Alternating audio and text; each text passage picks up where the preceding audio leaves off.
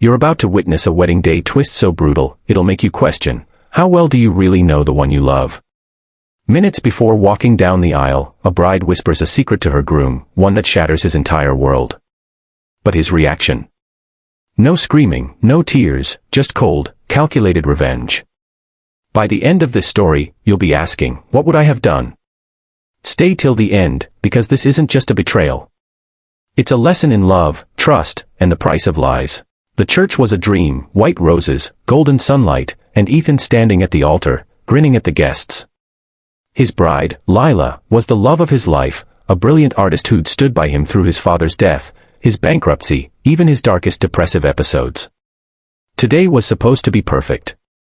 But then, the text came. Meet me in the bridal suite. Now. Lila. Ethan's stomach twisted. Lila's face was pale when he found her, her hand shaking around a crumpled pregnancy test.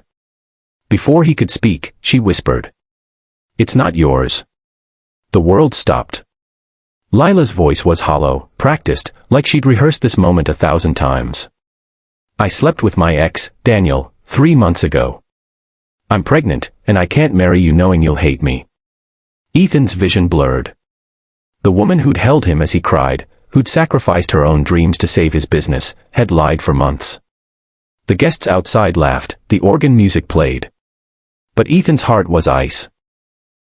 Then, Lila did the unthinkable, she reached for his hand. I'm sorry. I was scared. But we can get through this. No, Ethan said, his voice scarily calm. We can't.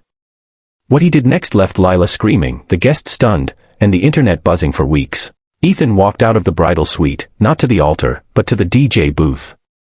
He grabbed the mic, and the crowd fell silent as his voice echoed through the church.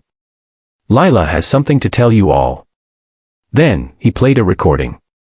Lila's voice filled the room, I'm pregnant, and it's Daniel's. I've known for weeks, but I didn't know how to tell Ethan. The guests gasped. Lila collapsed to her knees, her face ashen. You recorded me, she shrieked. But Ethan's eyes were cold. No. You recorded yourself. The truth exploded. 2 weeks earlier, Lila had drunkenly confessed to a friend on a voice memo, one the friend had saved, then leaked to Ethan after seeing her guilt. I thought you deserved to know, the friend had said. But I didn't think you'd do this. The church erupted. Some guests called Ethan a monster for humiliating Lila. Others called him brave for refusing to be a fool. Lila's parents stormed out, her mom sobbed, how could you? But Ethan's final move stunned them all. He pulled out a legal document. This is my wedding gift to you, Lila. It was a check for $50,000, every penny they'd saved for the wedding. You said you stayed because you were scared I'd hate you, Ethan said, his voice breaking for the first time. But I could never hate you. I just needed you to stop lying. Take this. Raise your baby. And never let fear make you betray the people who love you again. Then, he walked away. The aftermath. Lila moved to another city, raised her child alone, and later admitted in an interview, I lost the only man who ever truly loved me. Ethan. He took a year off, traveled the world, and started a podcast about honesty in relationships. His first episode, Why I Gave My Cheating Bride $50,000. And the lesson. Betrayal is a choice. But so is forgiveness. So what do you think? Was Ethan's revenge justice, or just another kind of pain?